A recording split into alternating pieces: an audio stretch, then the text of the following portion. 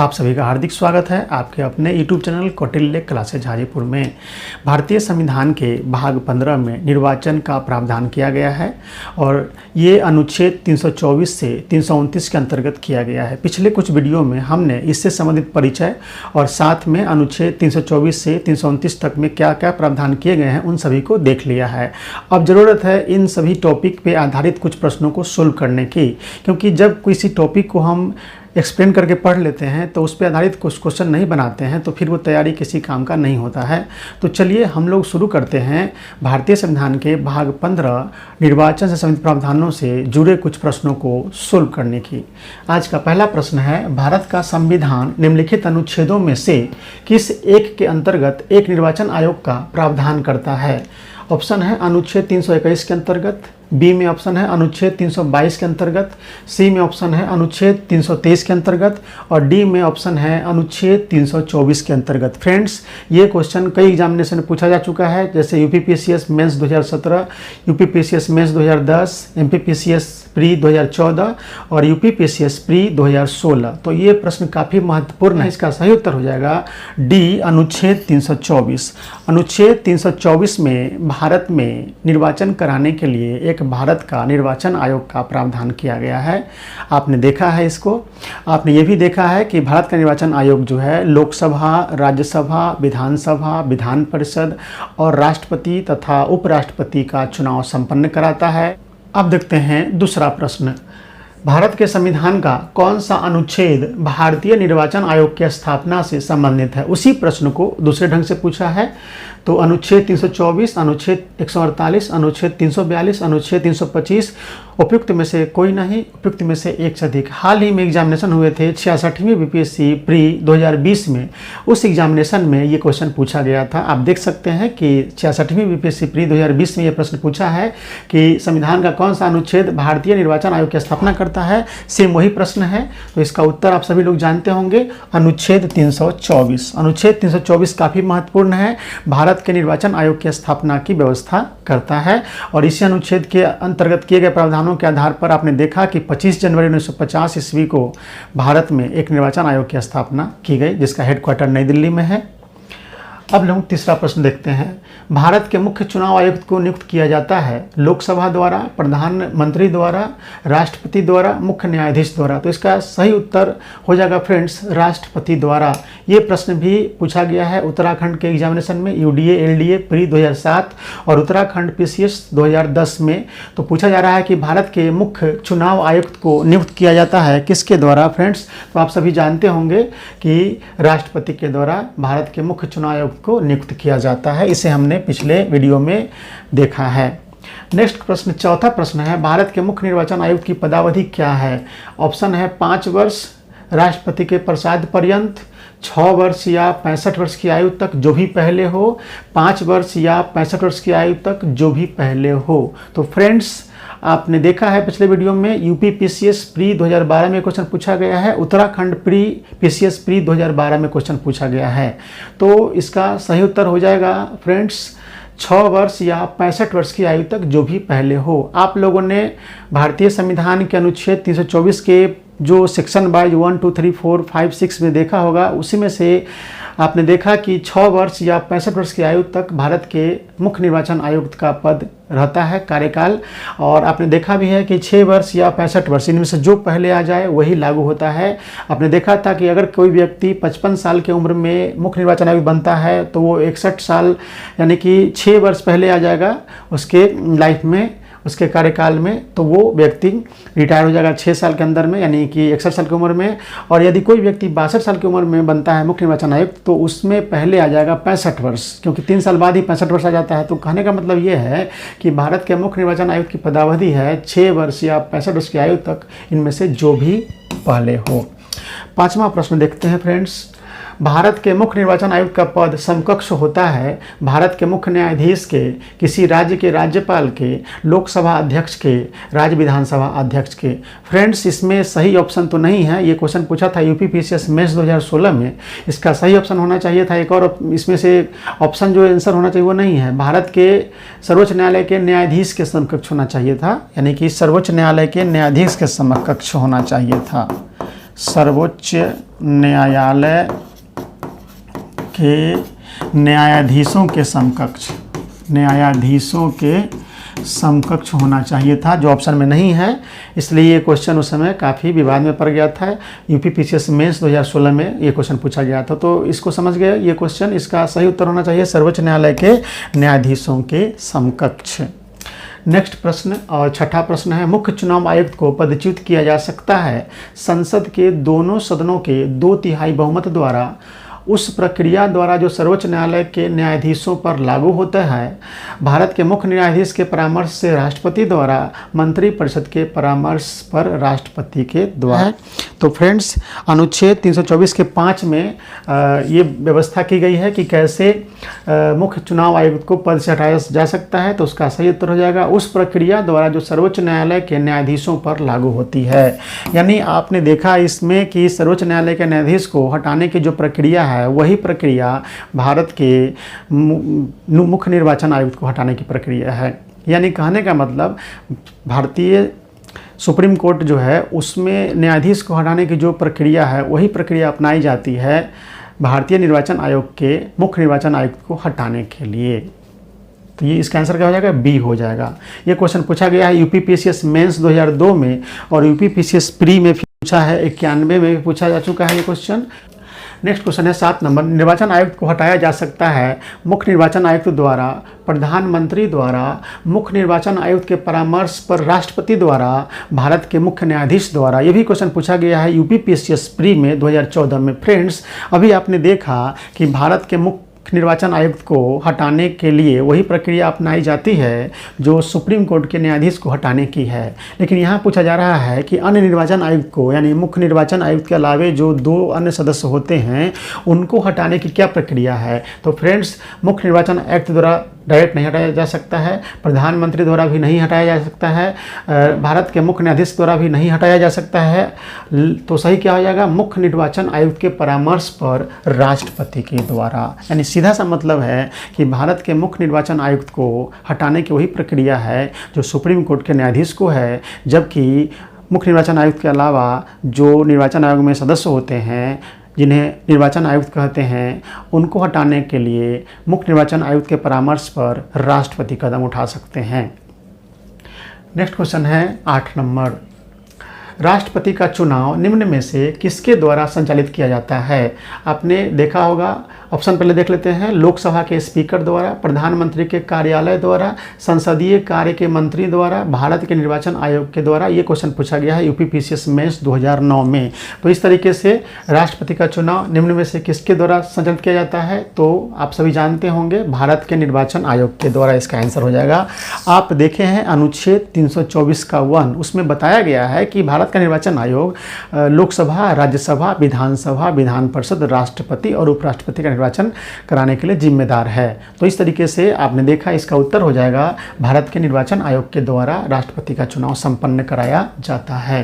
निम्न में से कौन सा चुनाव निर्वाचन आयोग द्वारा संपादित नहीं किया जाता है? उसी सेक्शन से, उसी अनुच्छेद 324 के 1 में जो आपने पढ़ा है कि भारत का निर्वाचन आयोग किन किन का चुनाव कराता है, उसी से संबंधित ये क्वेश्चन है। और उत्तराखंड में यूडीए एलडीए जो हुए थे एग्जामिनेशन मेंस 2006 में, उसमें क्वेश्चन पूछा है। फिर इसी एग्जामिनेशन, इसी उत्तराखंड यूडीए एलडीए में मेंस जो हुए थे 2007 में, उसमें भी ये क्वेश्चन पूछा गया था। तो आप सभी जानते हैं कि निर्वाचन आयोग जो अनुच्छेद 324(1) में प्रावधान किया गया है, उसमें कहा गया है कि निर्वाचन आयोग भारत का जो है वो लोकसभा का, राज्यसभा का, उसके बाद विधानसभा, विधान परिषद, राष्ट्रपति, उपराष्ट्रपति चुनाव कराता है। तो लोकसभा का तो ये चुनाव कराता ही है, तो ये आंसर नहीं होगा। राज्यसभा का चुनाव भी कराता है, तो ये आंसर नहीं होगा। राष्ट्रपति का चुनाव भी कराता है भारत का निर्वाचन आयोग, इसलिए आंसर नहीं होगा। तो स्थानीय निकायों का चुनाव कराता है संबंधित राज्य का राज्य निर्वाचन आयोग। तो आप समझ रहे हैं, इसका उत्तर हो जाएगा स्थानीय निकायों का। स्थानीय निकाय समझते होंगे, स्थानीय सरकार, पंचायती राज व्यवस्था, नगर निकायों में जो होते हैं नगर पालिकाएँ, उनका चुनाव कराने की जिम्मेदारी राज्य निर्वाचन आयोग पे होती है। तो इस तरीके से इसका उत्तर सही हो जाएगा डी, स्थानीय निकायों का। अब क्वेश्चन नंबर 10 देखते हैं, किस संविधान संशोधन द्वारा मतदान की आयु 21 वर्ष से घटाकर 18 वर्ष की गई? ऑप्शन है 63वें संशोधन द्वारा, 62वें संशोधन द्वारा, 61वें संशोधन द्वारा, 60वें संशोधन द्वारा। ये प्रश्न विभिन्न एग्जामिनेशन में कई बार पूछा जा चुका है। उत्तराखंड मेंस में पूछा है 2006, यूपीपीसीएस मेंस में पूछा है 2010 और यूपीपीसीएस मेंस में 2007 में ये क्वेश्चन पूछा है। काफ़ी महत्वपूर्ण क्वेश्चन है, कई बार पूछा जा चुका है। तो इसका आंसर सही हो जाएगा, आप सभी पढ़े होंगे, 61वें संशोधन के द्वारा।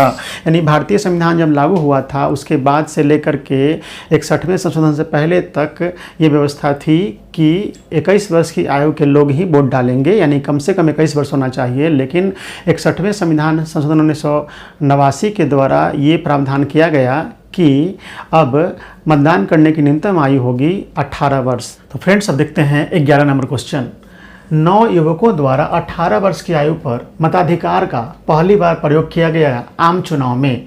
तो 1987 के, 1988 के, 1989 के, 1990 के। फ्रेंड्स, ये 61वां संविधान संशोधन जिसके द्वारा मतदान करने की आयु 21 वर्ष से घटाकर 18 वर्ष कर दी गई है। मूल रूप से ये 1988 में ये अधिनियम बन गया था, लेकिन लागू हुआ था 1989 में। और 1989 में जो आम चुनाव हुए थे, 9वें आम चुनाव, उसमें पहली बार ये व्यवस्था अपनाई गई थी कि अब 18 वर्ष के लोग वोट डालेंगे। यानी कहने का मतलब यह है कि भारतीय संविधान में 61वां संविधान संशोधन 1988 में हो गया था, लेकिन इसे लागू किया गया था 89 में, और फिर 89 में ही 9वां लोकसभा का चुनाव हुआ था। 9वें लोकसभा के चुनाव में 1989 में पहली बार ये व्यवस्था लागू की गई थी कि 18 वर्ष के लोग ही वोट डालेंगे। यानी कहने का मतलब यह है कि 61वें संविधान संशोधन 1988 में किया गया था और इसे लागू किया गया था 89 में, और 1989 में ही 9वें लोकसभा के चुनाव में पहली बार यह प्रावधान लागू किया गया, जो संशोधन किया गया था 61वें संशोधन के द्वारा। यानी कहने का मतलब कि 18 वर्ष के लोग जो वोट डालने की शुरुआत किए हैं उसकी शुरुआत की गई है 9वें लोकसभा चुनाव 1989 के द्वारा। समझ गए होंगे फ्रेंड्स। इस तरीके से अगर हमारा प्रयास आप सभी को अच्छा लगता है तो हमारे वीडियो को लाइक कर दें, और साथ में जिन लोगों ने अभी तक चैनल सब्सक्राइब नहीं किया सब्सक्राइब कर दें, और साथ में अपने प्रियजनों को, अपने परिचितों को, अपने संबंधियों को ये वीडियो शेयर कर दें ताकि उन्हें भी इस तरह के महत्वपूर्ण जानकारी होती रहे। अब चलिए, अब हम लोग देख लिए। तो देखिए, 9 युवकों द्वारा 18 वर्ष की आयु पर मताधिकार का पहली बार प्रयोग किया गया आम चुनाव में। तो इसका आंसर हो जाएगा 1989 के आम चुनाव में। अब कोई पूछ दे कि कैमे आम चुनाव हुए थे 1989 में, तो 9वें आम चुनाव हुए थे। आप सब ये भी जानते हैं कि वर्ष 2024 में जो लोकसभा का आम चुनाव हुआ है वो 18वां लोकसभा चुनाव है, 18वां आम चुनाव है, 18वीं लोकसभा का चुनाव हुआ है। तो 1989 के आम चुनाव में जो 9वीं थी, और ये क्वेश्चन पूछा जा चुका है यूपीपीसीएस प्री 2011 में। अब देखते हैं 12 number question. BPSC special mains हुए थे 4 में, 41वीं बीपीएससी प्री 1996 में, फिर 48 से 52वीं बीपीएससी 2008 में, छत्तीसगढ़ पीसीएस 2011 में। इस तरीके से काफ़ी महत्वपूर्ण क्वेश्चन है ये। तो आप सभी जान गए होंगे कि केंद्र और राज्य की व्यवस्थापिकाओं के लिए मतदान की न्यूनतम उम्र सीमा 21 वर्ष से घटा करके 18 वर्ष की गई थी 61वें संविधान संशोधन 1989 से। अब क्वेश्चन नंबर 13 देखते हैं। भारतीय संविधान का 61वां संशोधन निम्नांकित में से किस एक से संबंधित है? राष्ट्रपति की आपातकालीन शक्तियों से, राष्ट्रपति शासन की वृद्धि करने की राष्ट्रपति की शक्तियों से, मतदाताओं की आयु घटाए जाने से, वित्तीय आपातकाल से। फ्रेंड्स, ये क्वेश्चन यूपीपीसीएस स्पेशल मेंस 2008 में पूछ चुका है। देख रहे हैं कि 61वें संविधान संशोधन के जो प्रावधान हैं वो कितने महत्वपूर्ण हैं, और ये क्वेश्चन बार बार एग्जामिनेशन में कई तरीके से उसके हेडिंग को बदल करके, ऑप्शन को बदल कर पूछा जा चुका है और पूछा जा रहा है। तो ये क्वेश्चन का आंसर हो जाएगा मतदाताओं की आयु घटाए जाने से। आप सभी जान चुके हैं कि 61वां संविधान संशोधन 1989 21 वर्ष से घटाकर 18 वर्ष कर दी गई थी मतदान करने की आयु को। इस तरीके से ये संविधान संशोधन संबंधित है मतदाताओं की आयु घटाए जाने से। फ्रेंड्स, अब देखते हैं 14 नंबर प्रश्न को। संविधान में किस अनुच्छेद में वयस्क मताधिकार को मान्यता दी गई है? अनुच्छेद 324, अनुच्छेद 325, अनुच्छेद 326, अनुच्छेद 327। ये क्वेश्चन पूछा गया है छत्तीसगढ़ लोक सेवा आयोग की पीटी में 2018 में। फ्रेंड्स, हमने अनुच्छेद को देखा है। अनुच्छेद 326 में सार्वभौमिक वयस्क मताधिकार की बात की गई है, जिसमें कहा गया है कि बिना किसी भेदभाव के देश के प्रत्येक व्यक्ति को मतदान करने का अधिकार प्रदान किया गया है। इसे बोला गया है सार्वभौमिक वयस्क मताधिकार। इसके पहले अंग्रेजों के ज़माने में जब मतदान करने की मतदान करने के अधिकार हम लोगों को दिया गया था तो कई तरह की पाबंदियां थी। कहने का मतलब कि बहुत तरह के क्राइटेरिया थे। किसी को अगर टैक्स के दायरे में आते थे उनको मतदान की परमिशन दी गई थी, या पढ़े लिखे लोग थे उन्हें दी गई थी। लेकिन जब संविधान लागू हुआ हमारे देश में तो उस संविधान में हमने अनुच्छेद 326 के अंतर्गत वयस्क मताधिकार यानी सार्वभौमिक यूनिवर्सल वोटिंग राइट्स की व्यवस्था की, जिसमें भारत में बिना किसी भेदभाव के, किसी जाति के हों, कोई भी रंग के हों, उनकी इनकम कितनी हो इसे मतलब नहीं है, अमीर हो या गरीब हो, पढ़े लिखे हो या नहीं हो, सभी को हमने मतदान करने की व्यवस्था दी, सभी को मतदान करने का अधिकार दिया। इसे ही कहते हैं सार्वभौमिक वयस्क मताधिकार, यानी सभी लोगों के पास ये मतदान का अधिकार है। तो ये क्वेश्चन आप देखे हैं, इसका आंसर हो जाएगा अनुच्छेद 326 में। अनुच्छेद 326 में सार्वभौमिक वयस्क मताधिकार की मान्यता दी गई है। अब देखते हैं क्वेश्चन नंबर 15। भारतीय संविधान का कौन सा अनुच्छेद लोकसभा एवं विधानसभा के प्रतिनिधियों को निर्वाचित करने अर्थात वयस्क मताधिकार का अधिकार प्रदान करता है? ठीक वही क्वेश्चन पूछा है यूपी आरओ एआरओ मेंस 2017 में। फ्रेंड्स, यूपी में आरओ और एआरओ की वैकेंसी काफ़ी महत्वपूर्ण होती है। जैसे अपने बिहार में होता है ना सचिवालय सहायक टाइप का बिहार एसएससी का एग्जामिनेशन, ठीक उसी तरह के उसी स्टैंडर्ड का एग्जामिनेशन यूपी में होता है आरओ एआरओ का। आप ध्यान रखिएगा, जब कभी इसकी वैकेंसी यूपी में आएगी तो आप उसको फॉर्म भरेंगे तो उसको हम बताएंगे जब आएगी वैकेंसी। तो अनुच्छेद 326, अनुच्छेद 325, अनुच्छेद 324, अनुच्छेद 323। फ्रेंड्स, वही क्वेश्चन है कि कौन सा अनुच्छेद लोकसभा में विधानसभा के प्रतिनिधियों को निर्वाचित करने अर्थात वयस्क मताधिकार का अधिकार प्रदान करता है? तो अनुच्छेद 326। फ्रेंड्स, अब आपके सामने है क्वेश्चन नंबर 16। पार्लियामेंट द्वारा वर्ष 1989 में निर्मित कानून के अनुसार एक नागरिक के वयस्क होने की कानूनी आयु है 23 वर्ष, 22 वर्ष, 20 वर्ष, 18 वर्ष। यूपीपीएससी प्री 2000 में क्वेश्चन पूछा जा चुका है। ये फिर वही क्वेश्चन है, 61वें संविधान संशोधन 1989 से जुड़ा हुआ ही ये प्रश्न है, जिसमें कहा गया है कि वोट डालने की आयु जब उस समय फिक्स कर दी गई थी न्यूनतम 18 वर्ष। इसका मतलब है कि अब इस कानून के अनुसार एक नागरिक के वयस्क होने की कानूनी आयु हो जाएगी 18 वर्ष, यानी 18 वर्ष में माना जाएगा कि वो व्यक्ति वयस्क हो गया है और उसे मतदान करने का अधिकार है। तो इस तरह से अगर भारत के संविधान के तहत किसी के वयस्क होने की मान्यता कितने उम्र में दी गई है? 18 वर्ष की उम्र में दी गई है। तो चलिए फ्रेंड्स, अब हम लोग देखते हैं क्वेश्चन नंबर 17। काफ़ी महत्वपूर्ण क्वेश्चन हम चर्चा कर रहे हैं, लेकिन ऐसे नहीं कर रहे हैं। इसके पहले हमने इससे संबंधित वीडियोस अपलोड कर दिया है और भारतीय संविधान के भाग 15 निर्वाचन से संबंधित प्रावधानों को व्यवस्थित तरीके से हमने डील किया है। तो जो लोग उस वीडियो को देख लेंगे, उन सभी वीडियो को देखने के बाद ये क्वेश्चन बनाएंगे तो उनकी तैयारी काफ़ी अच्छी हो जाएगी। चलिए हम लोग क्वेश्चन नंबर देखते हैं 17। निर्वाचन आयोग को 3 सदस्यीय आयोग किस वर्ष से बनाया गया? 1982, 1988, 1989, 1990। फ्रेंड्स, इसका सही उत्तर हो जाएगा 1989। ये क्वेश्चन पूछा जा चुका है यूपीपीसीएस मेंस के एग्जामिनेशन 2006 में। क्वेश्चन 18 देखिए, निम्नांकित में से कौन सा नेशनल वोटर्स डे है? 5 जून, 1 नवंबर, 25 जनवरी, 8 मार्च। अब बताइए, हमारा जो वीडियो देखे होंगे लगातार वो इस क्वेश्चन का आंसर नहीं बताएंगे हैं? नेशनल वोटर्स डे आप जानते हैं कि राष्ट्रीय मतदाता दिवस किस दिन मनाया जाता है? 25 जनवरी को। ये क्यों मनाया जाता है 25 जनवरी को और कब से मनाया जाता है ये भी बताएं थी। इससे संबंधित वीडियो में हमने काफ़ी चर्चा किया है, महत्वपूर्ण है, वो देख लीजिए। जिन लोगों ने हमारे वीडियो को नहीं देखे हैं व्यवस्थित तरीके से, उसको आप जाकर देख लीजिए, उसके बाद ये क्वेश्चन सॉल्व करेंगे, काफ़ी फायदे होंगे। अब हम लोग देखते हैं ये क्वेश्चन पूछा जा चुका है यूपीपीसीएस प्री 2012 में। अब क्वेश्चन नंबर 19 देखिए, वही क्वेश्चन फिर से पूछा है किस तरह से। देखिए, राष्ट्रीय मतदाता दिवस मनाया जाता है 15 जनवरी को, 25 जनवरी को, 15 फरवरी को, 25 फरवरी को। और ये क्वेश्चन पूछा है यूपीपीसीएस प्री 2015 में। तो आप जान चुके हैं कि राष्ट्रीय मतदाता दिवस मनाया जाता है 25 जनवरी को।